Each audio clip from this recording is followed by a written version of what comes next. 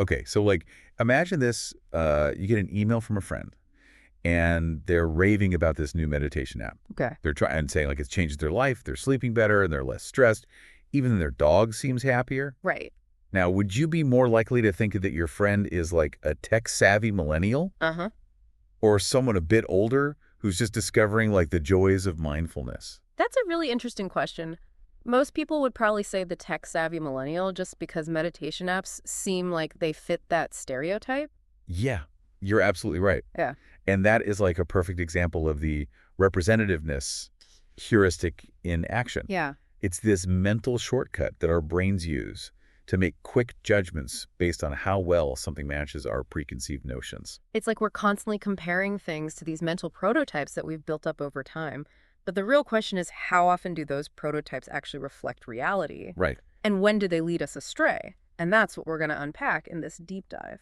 Yeah, we're basically diving into the world of mental shortcuts and how they can both help and hinder us. Yeah. We've got a stack of research and notes from some of the leading minds in cognitive psychology, including the work of Amos Tversky and Daniel Kahneman, Oh, yeah. who actually pioneered the study of this heuristic. They were fascinating researchers, truly ahead of their time, and they found that we tend to judge the likelihood of something based on how much it resembles our preconceived notion of what it should be like. So like in that meditation app example, we might assume that it's more typical for a younger person to be into that kind of thing, even though that might not actually be true. Exactly. And that's where things can get a little tricky because while this heuristic can be incredibly useful for making quick decisions in uncertain situations, Right. it can also lead to some pretty serious biases. Okay, so before we dive into those biases, let's break down how this heuristic actually works. Yeah. What are the key ingredients that make it tick? Well, Tversky and Kahneman identified two main factors that drive this heuristic similarity and randomness. Okay, let's start with similarity. Yeah. What is the role of similarity in all of this? It's all about how closely something matches our existing mental prototypes. Okay. The more similar it is, the more representative we consider it, and the more likely we believe it to be. So going back to our meditation app example, if our mental prototype of a meditation app user is a tech-savvy millennial, Uh-huh. we're more likely to assume that our friend fits that description, even if we have no other information about them. Precisely. We're basically pattern matching, Okay. trying to fit new information into our existing mental frameworks. Okay, that makes sense. Yeah. But what about randomness? How does that fit into the picture? Well, we humans have this inherent expectation that random events should actually look random. Oh. If something appears too ordered or patterned, we tend to get suspicious. So we're more likely to trust something if it has that element of unpredictability. Exactly. Think about flipping a coin. Okay. If you got a perfect alternating pattern of heads and tails, you might start to wonder if the coin was rigged. Even though statistically that sequence is just as likely as any other. That's a great point. I never thought about it that way. So our brains are constantly looking for these patterns and trying to make sense of the world around us. Yeah. But sometimes those patterns can lead us down the wrong path. That's the crux of it, and that's where these biases come into play. Right. They're like these mental blind spots that can trip us up when we rely too heavily on the representativeness heuristic. Okay, so we've laid the groundwork. We understand how this heuristic operates. Now let's get to the good stuff, Yeah. the biases. I'm ready to uncover those mental blind spots. Where do we begin? Well, one of the most classic and perhaps surprising demonstrations of this heuristic in action comes from a study by Tversky and Kahneman themselves. Okay. They called it the Tom W. study. Ooh, I love a good study. Tell me more about Tom W. They gave people a personality sketch of this fictional character, Tom W. He was described as being very bright, introverted, and organized with a passion for structure and detail.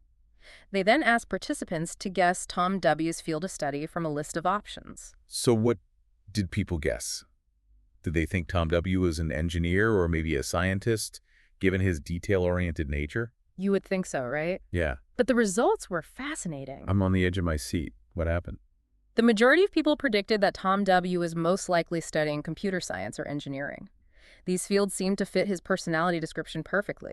So it was all about matching his personality to the stereotype of those fields. Exactly. But here's the catch.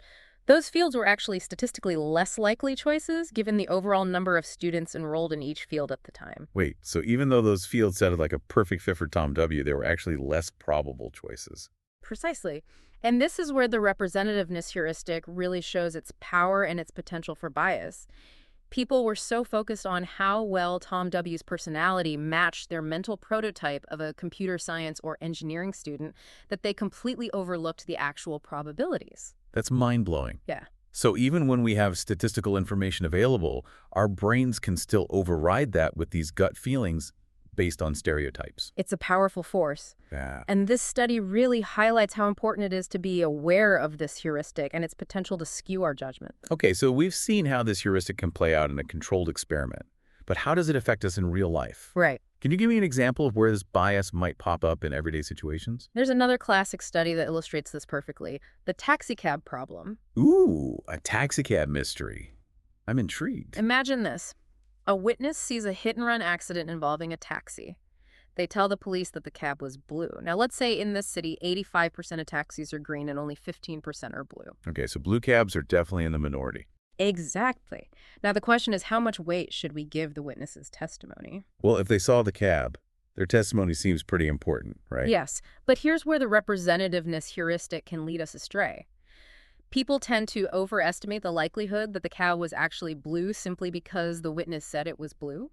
They Right. focus on the representativeness of the testimony, it matches the event in question, and ignore the base rate information about the actual prevalence of blue cabs. So even though blue cabs are statistically less common, Mm. the witness's statement makes it seem more likely because it fits the narrative. Exactly. And this bias, this tendency to ignore the base rates, is one of the most common pitfalls of the representativeness heuristic. It can affect our judgments in all sorts of situations, from medical diagnoses to investment decisions. Okay, so we need to be wary of those base rates. Yeah. But what other biases should we be on the lookout for? Well, there are a few more that are really important to understand, and they all stem from the same tendency to prioritize representativeness over actual probability. But I think we need to take a deeper dive into those in our next segment. All right, so we uncovered the taxicab problem and how ignoring base rates can really mess with our judgment. What other biases should we be on the lookout for? Well, let's talk about the conjunction fallacy. This one's a real head scratcher, but it highlights how easily our intuition can lead us astray. Okay, lay it on me. What's the conjunction fallacy all about? Imagine you're given a description of a woman named Linda. She's 31 years old, very bright, outspoken, and deeply concerned about social justice issues. She majored in philosophy and was active in anti-nuclear demonstrations. I'm picturing Linda. Sounds like a very interesting person. Now, here's the question. Are you more likely to believe that Linda is a bank teller or that Linda is a bank teller and active in the feminist movement? Well, based on her description, the second option that she's both a bank teller and a feminist just feels more likely. It fits her profile so well. That's exactly what most people think. But here's the thing.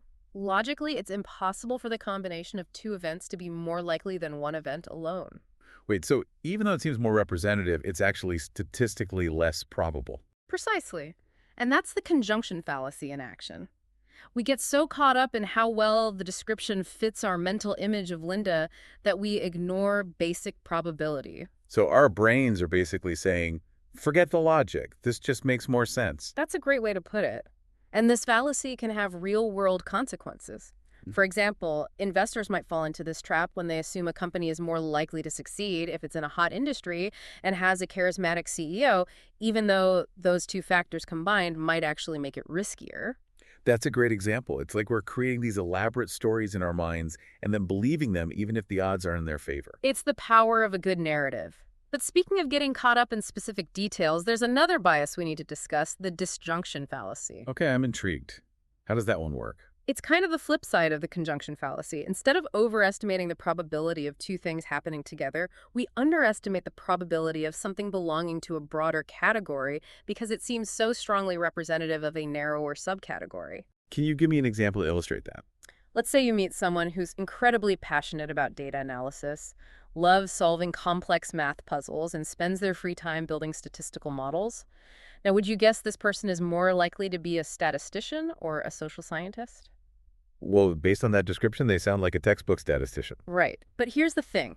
Social scientists is actually a broader category that includes statisticians.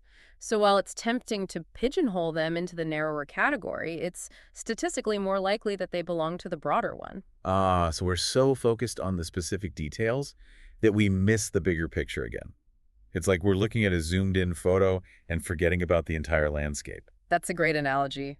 And this fallacy can lead us to make some pretty inaccurate judgments, especially when we're dealing with complex systems or categories. Okay, so we've got to watch out for both the conjunction and disjunction fallacies. Hmm. Are there any other biases lurking in the shadows? There's one more that's really important to understand: insensitivity to sample size. This one trips people up all the time, and it's really about how we tend to overgeneralize from small samples of data. So we're talking about drawing conclusions from limited information. Exactly. We make judgments about the representativeness of a sample without considering how much that sample actually reflects the overall population. Can you give me a real-world example of how this plays out? Imagine you're looking at online reviews for two different restaurants. Restaurant A has 10 reviews and an average rating of 4.5 stars. Restaurant B has 100 reviews and an average rating of 4 stars. Right. Which restaurant are you more likely to choose? Well, instinctively, I'd probably go with restaurant A because of that higher star rating, even though it has fewer reviews. That's a very natural reaction. But here's the thing. With a smaller sample size, like just 10 reviews, there's a higher chance that the rating is skewed by a few extreme opinions, either positive or negative. Ah, so those few five-star reviews for restaurant A might not be a reliable indicator of the overall experience. Exactly. Whereas with restaurant B, those 100 reviews give you a much more reliable sense of what to expect, but we often overlook this when we're making judgments based on representativeness. We see a high rating and assume it's representative, even if the sample size is tiny. Okay, so we need to be careful not to read too much into small samples of data. Is there anything else we should keep in mind when it comes to avoiding these biases? Well, remember how we talked about our expectation of randomness? This expectation can lead to two more fascinating biases: the gambler's fallacy and the regression fallacy. Oh, these sound intriguing. Yeah. Let's start with the gambler's fallacy. What's that all about? It's this belief that past events can somehow influence the outcome of future random events. Like if you're flipping a coin and get heads 5 times in a row, you might think tails is due next, even though each flip is completely independent. Ah, so it's that feeling that the odds have to somehow balance themselves out. Exactly. And this fallacy can get people into trouble in casinos and even in financial markets. They see a pattern and assume it has to reverse, but randomness doesn't work that way. Okay, that makes sense. And what about the regression fallacy? How does that one work? It's a bit more subtle, but it also stems from our misinterpretation of randomness. It's the tendency to attribute a change to a specific cause when it's more likely due to random fluctuation. Can you give me an example to help me grasp that? Imagine a baseball player who has an amazing season way above their usual performance. Then the next season, they perform closer to their average. The regression fallacy would be attributing that decline to something specific, like an injury or a loss of motivation, when it's more likely just a natural regression back to their average skill level. Ah, so we're mistaking random fluctuation for a meaningful trend. It's like thinking that every outlier has to have a special explanation. Precisely. And this fallacy can lead us to make incorrect assumptions about all sorts of things, from student performance to economic trends. Wow, these fallacies are really eye-opening. Oh, yeah. It's amazing how easily our brains can be fooled by these patterns and biases, but knowing about them is half the battle. Yeah, absolutely. By understanding these biases, we can start to recognize them in our own thinking and make more rational judgments. So we've covered a lot of ground here, from base rate neglect to the gambler's fallacy. But what does this all mean for us in our everyday lives? How can understanding the representativeness heuristic actually help us make smarter decisions? So we've covered a lot of ground here, from base rate neglect to the gambler's fallacy. But what does this all mean for us in our everyday lives? How can understanding the representativeness heuristic actually help us make smarter decisions? That's the key, isn't it? It's not enough to just understand these biases. We need to actively work to counteract them. And the good news is there are some practical strategies we can use to do just that. Okay, I'm all ears. Give me the tools to upgrade my mental software. One of the most important strategies is to be mindful of base rates.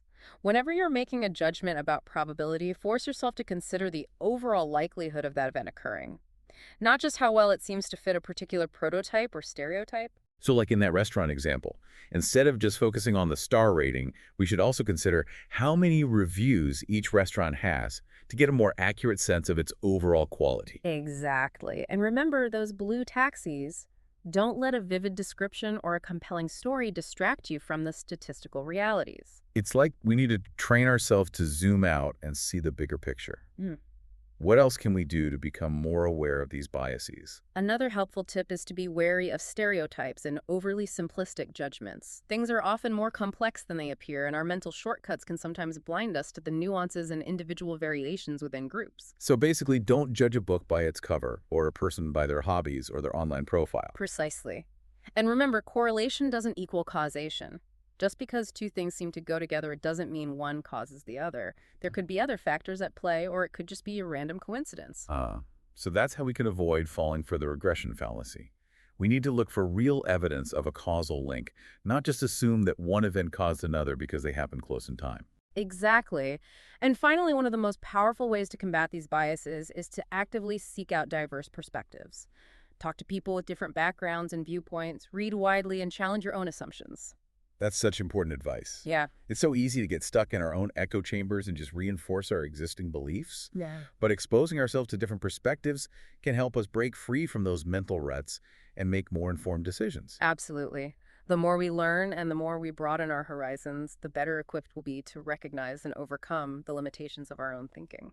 This deep dive has been a real eye-opener. It's like I've gained a whole new understanding of how my brain works and how easily it can be tricked by these mental shortcuts.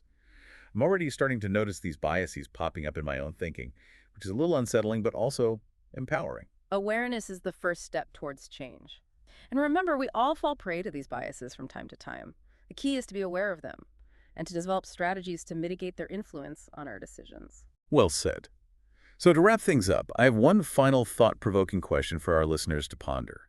Now that you know about the representativeness heuristic and all its fascinating quirks, what are some examples of this bias that you might encounter in your own life? How might you adjust your thinking to avoid falling prey to it? Take some time to reflect on that and maybe even share your insights with a friend. After all, knowledge is most powerful when it's shared. I couldn't agree more. Keep those mental gears turning and remember the journey of learning never ends.